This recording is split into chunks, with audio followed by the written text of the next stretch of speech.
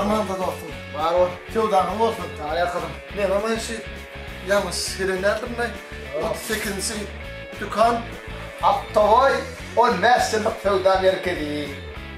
Ultra Ultra dükkanı. Wow. İnternette vardı. Meni mi? Ya dükkanım değil. Ha, şey. Ne mi yazıp sana reklam edip de. Ha. Köylü telefonlar, tiyat telefonlar. Tamam. Bu telefonlar var.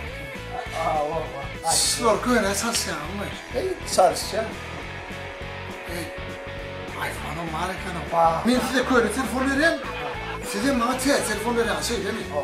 Sın neymiş orası? Bakın. Ne bu? Kakamın telefonu. Ece'nin telefonu. Bu gelmeyeceğim ki. Oğlumun ki bu. Bula öydəkin ki.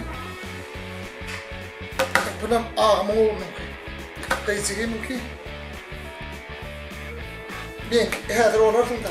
İşiyə də ben ki.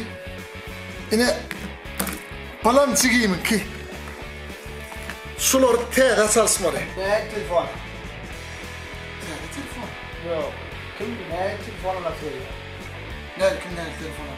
Geçen ne telefonla söylüyor? Çıkayım ne telefonla söylüyor? Kalkan ne telefonla söylüyor?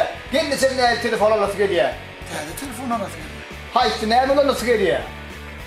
Ben sonra mı andırına? Sonra Nedir? Samet Kime? evdekilere Samet bana ne? hemşin. Öyle telefon almadı. Ne bari? Damasın lan. Wii! Ha.